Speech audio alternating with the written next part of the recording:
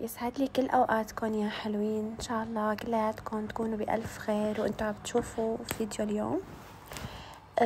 طبعا أنا قناتي من كذا سنة فاتحتها، وكل مرة بروح وبرجع، وسبحان الله هيك ظروف عم تجي معي ما بتخليني إني كمل واستمر بالتنزيل. اليوم ما بعرف، حبيت صور وجرب رح أحسن صور وكمل أو لا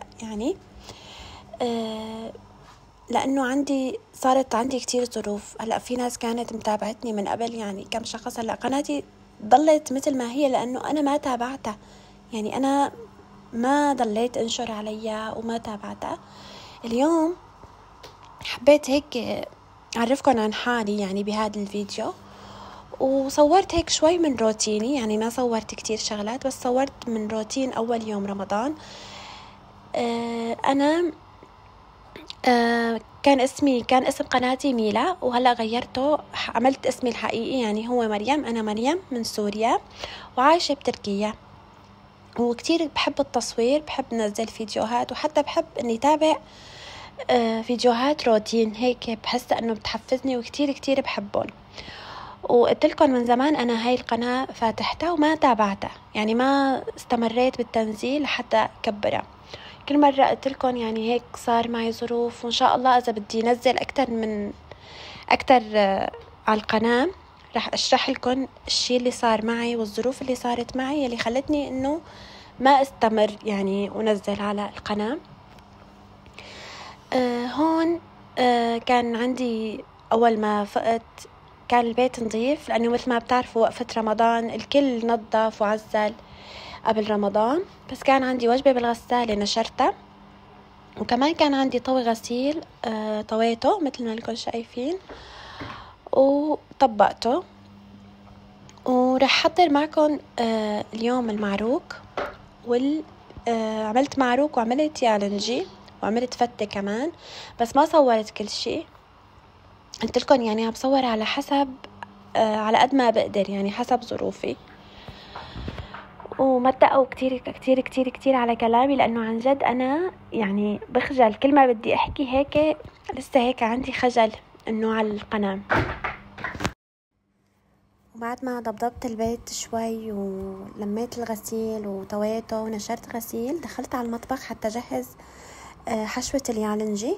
حطيت بصل وحطيت توم وطلعت دبس فليفلة من الفريزر، حطيت معلقة كبيرة وفرمتهم كلياتهم، لأنه كانت الدبس الفليفلة شوي مجمدة ففرمتها مع البصل والثوم.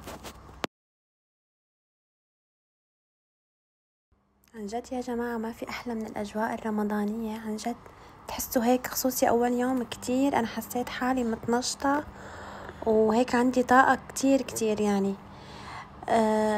فهلأ بلشت بدي جهز كاستين رز كمان أغسلهم وانقعهم مشان يالنجي. ما رح انقعهم كتير بس رح اغسلهم كتير منيح وبعدين حط عليهم التبلة. ايه يا حلوين، فهذا الفيديو قلت لكم حابة انه اعرف عن حالي اكتر. بصراحة عندي الفيديوهات اللي قبل نزلتهم على القناة كنت ما طالع صوتي، كنت خايفة انه يكون في حرمانية او حرام هيك، بس سمعت اكتر من شيخ حكوا انه الصوت ما له عورة.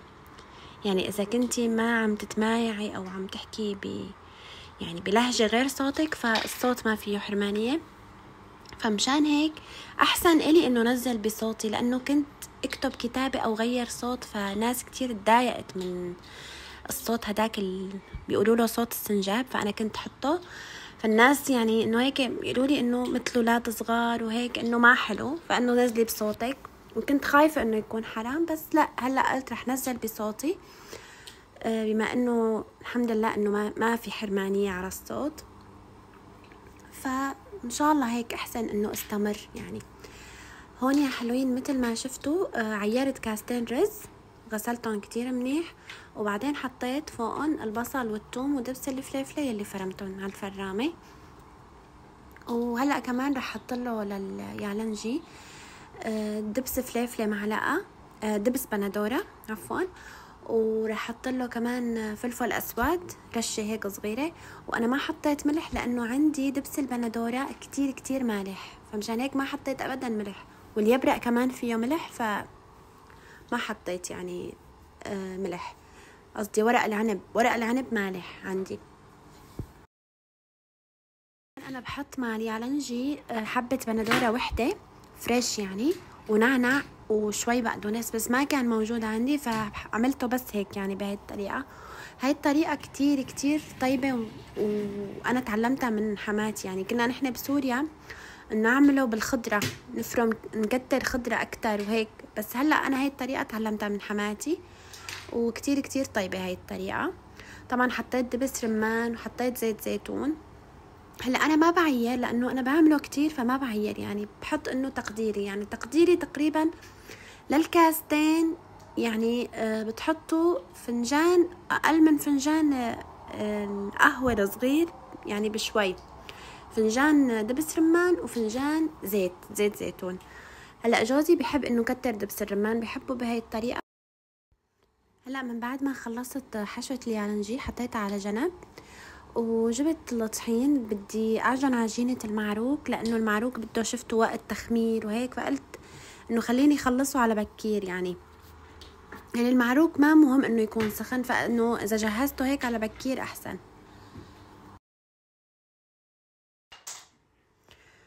هلا اعذروني اذا عم تسمعوا هيك اصوات العاب، فهي بنتي جنبي عم بتطالع هيك اصوات بالالعاب.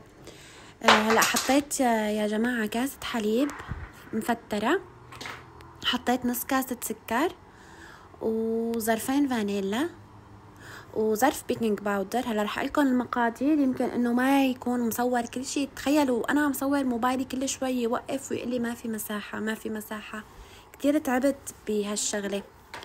فحطيت كاسة حليب، نص كاسة سكر، معلقة كبيرة من الخميرة او ظرف، حطيت ظرف انا، وحطيت ظرفين من الفانيلا. وانا كان لازم احط بيضة وحدة، حطيت بالغلط بيضتين، يعني هو كان لازم بس بيضة وحدة، فحطيت بيضتين بالغلط، بس يعني نجح، يعني صار كتير طيب. بس هو بالعادة لازم بس نحط بيضة وحدة.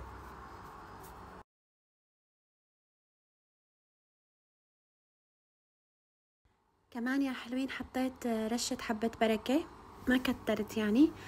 وحطيت معلقة كبيرة محلب.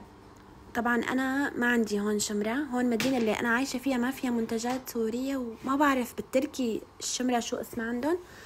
فوصيت عليا ولسه ما اجتني، يعني وصيت من مدينة تانية ولسه ما اجوني، فحطيت بس محلب. والمحلب كمان بيعطي طعم كتير طيبة للمعروك.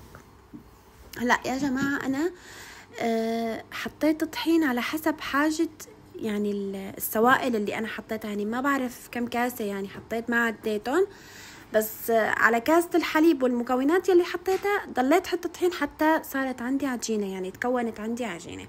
بعد ما عجنت العجينة اخر شي حطيت معلقة زبدة، معلقة كبيرة، ورجعت نعمت العجينة بالزبدة وتركتها حتى تتخمر. هون كمان كنت بدي اعمل كمان بطاطا مقلية، فقلت كمان بجهزها وبنقع بالمي وبتركها هيك للمسا. شايفين يا حبايبي العجينة هيك صارت عندي بعد ما عجنتها. هلا انا تركت العجينة ترتاح شي 3 ساعات لانه كنت ماني مستعجلة وبلشت فيها بكير. وهي اليالنجي بعد ما خلصته طبعا لفيته كله وما صورت لانه عن جد بنتي ما خلتني ابدا اني صور، كتير كتير تهزلي الكاميرا وتوقع لي الموبايل، فقلت لا خلاص. بعد ما لفه انه لما تكون الكاميرا على عالي بنتي ما بتهزها بس ما بتوصل انه لفوق، يعني انه تطب لي اياها، فقلت بصور بس وانا عم صفه بالطنجرة. هيك حبايبي مثل ما يكون شايفين. هلا بس رح طبقه بالطنجرة لليالنجي، وبعدين رح حطه على النار على نار هادية لحتى يستوي على مهله، لانه قلت لكم انا مجهزته بكير. يعني هون تقريبا كانت الساعة 12 انا كنت خالصته، يعني لسه كان للمغرب في 6 ساعات واكتر يعني. فقلت لكم انه بحب هيك انا اجهز على بكير. وحبايبي انا عرفتكم عن حالي، بس ما نسيت لكم انه انا عندي ولدين، صبي وبنت. ابني صف اول، وبنتي عمرها 1.5 سنة، يعني لسه ما صار 1.5 سنة، 1 و4 شهور، لسه ما طبقت 1.5 سنة. فبتمنى هيك اذا حبيتوني تتابعوني وتدعموني، وان شاء الله اني اقدر استمر. يعني اكيد انا بدي دعمكم لحتى اقدر استمر. وقلت لكم انه قناتي فاتحتها من كذا سنة يعني، وما استمريت عليها لانه هيك صارت عندي كتير ظروف. هلا صارت احداث الزلزال وقبلها شغلات وقبلها يعني صار كتير عندي ظروف فخلتني انه ما اقدر كمل تصوير هيك. سبحان الله. وانا يعني كل مرة بقول بدي نزل لانه بحب هذا الشيء، انا بحب انه صور ونزل وهيك، وخصوصي انه هلا يعني انا بعيدة عن اهلي، بعيدة عن قرايبيني، بعيدة عن كل الناس. يعني هلا قاعدة انا بمدينة ما بشوف ابدا حدا، فبحس انه التصوير هيك بيفضيلي طاقتي. وهلا ايام رمضان ان شاء الله الله يريح بال كل حدا مهموم ويفرج همه يا رب. وان شاء الله هيك الله بيعيده علينا بالخير، وان شاء الله كل حدا مغترب عن اهله الله يجمعه مع اهله يا رب. وكل حدا هيك عنده امنية ان شاء الله السنة الجاية بتتحقق، يعني مثل هاي السنة انه ان شاء الله كل امنياتكم تتحقق يا رب.